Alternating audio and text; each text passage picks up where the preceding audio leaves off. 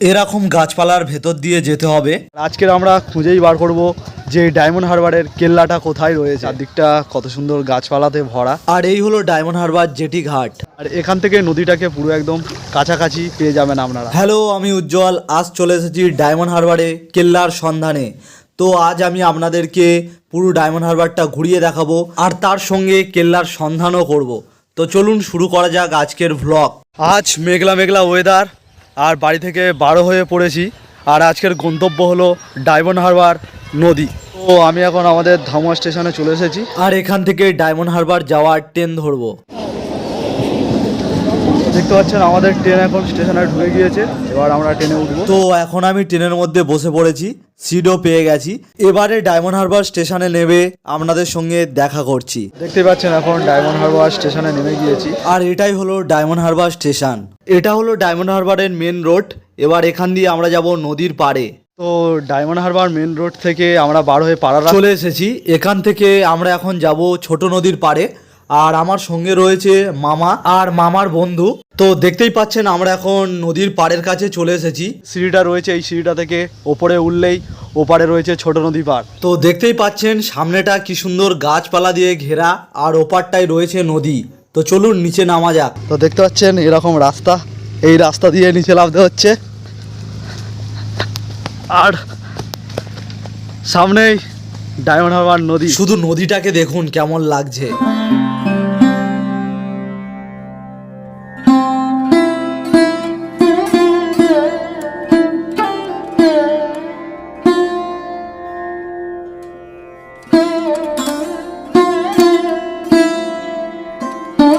আর এখান থেকে নদীটাকে পুরো একদম কাছাকাছি পেয়ে যাবেন আপনারা। দেখতে পাচ্ছেন কত কাছেই নদী। আর নদীর ঢেউয়ের সাউন্ডটা শুনুন।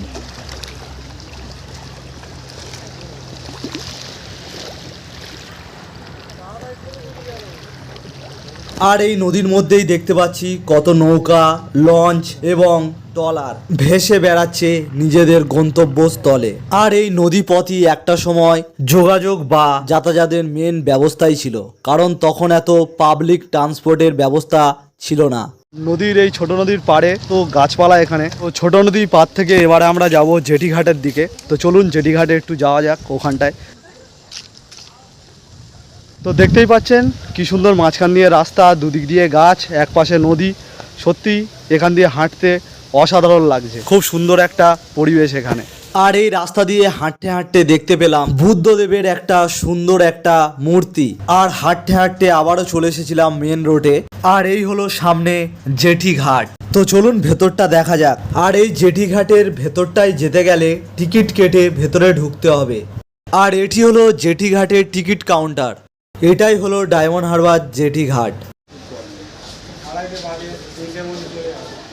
এই জেটি ঘাটের মাধ্যমে লঞ্চে করে নদীর এপারের লোক নদীর ওপারে যায়, আবার নদীর ওপারের লোক নদীর এপারে আসে। যারা ওপারে থাকে ভাবে নদীর এপারে খুশি, আর যারা নদীর এপারে থাকে ভাবে ওপারে খুশি, কিন্তু দুদিকেই একই। আর জেটি ঘাট থেকে দেখতেই পাচ্ছেন লঞ্চ ছেড়ে দিয়েছে নদীর ওপারে যাওয়ার জন্য। দেখতেই পেলেন জেটি ঘাটে গিয়েছিলাম, কেমন লাগলো জেটি ঘাটটা। হাঁটতে হাঁটতে বেশ ভালো জায়গায় পৌঁছে গিয়েছি আমরা। এবারে চলে এসেছি যেখানে লেখা রয়েছে আই লাভ ডায়মন্ড হারবার। তো এই হলো ফটো তোলার একটা বেস্ট লোকেশান। ডায়মন্ড হারবারে আসবো আর আই লাভ ডায়মন্ড হারবারের কাছে ফটো তুলবো না, এটা হতে পারে না। তাই এখানে আমরাও অনেক ফটো তুলে নিলাম। আই লাভ ডায়মন্ড হারবার লেখার নিচেই রয়েছে কত সুন্দর একটা জায়গা, তাই তাড়াতাড়ি আমরাও নেমে পড়লাম এই জায়গাটাতে।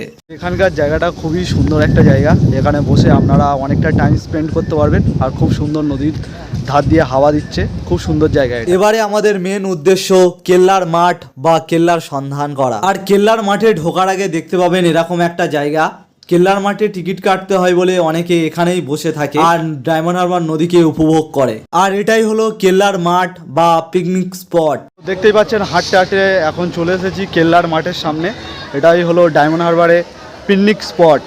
তো এখানে ঢুকতে গেলে প্রবেশ মূল্য মাত্র 10 টাকা। আর এই মাঠটা কতটা বড়ই দেখতেই পাচ্ছেন। আর মাঠের ওই সামনের দিকটাই রয়েছে কেল্লা, পেছনে নদী আর এরকম বড় মাঠ।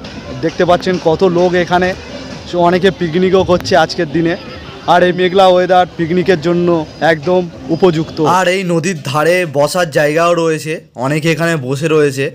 আর নদীটা দেখতেই পাচ্ছেন এখানে এখন ভাটা নেমে গেছে, তাই জন্য জল অনেকটা দূরেও চলে গেছে। সামনেরটা রয়েছে দেখতেই পাচ্ছেন সাদা বালির স্তর, আর পেছনের ঢেউটা থেকে রয়েছে ওইটা হলো জল। এখন ভাটা পড়েছে বলে খুব ভালোভাবে বোঝা যাচ্ছে এটাকে। তো চলুন এবারে যেটার জন্য অপেক্ষা করছিলাম কেল্লার দিকে যাওয়া যাক। তো কেল্লার দিকে যেতে গেলে দেখতে পাচ্ছেন এরকম গাছপালা চারদিকে ভর্তি, আর মাঝখান দিয়ে এরকম রাস্তা। এই রাস্তা দিয়ে হেঁটে হেঁটে আমাদেরকে যেতে হচ্ছে কেল্লার সন্ধানে।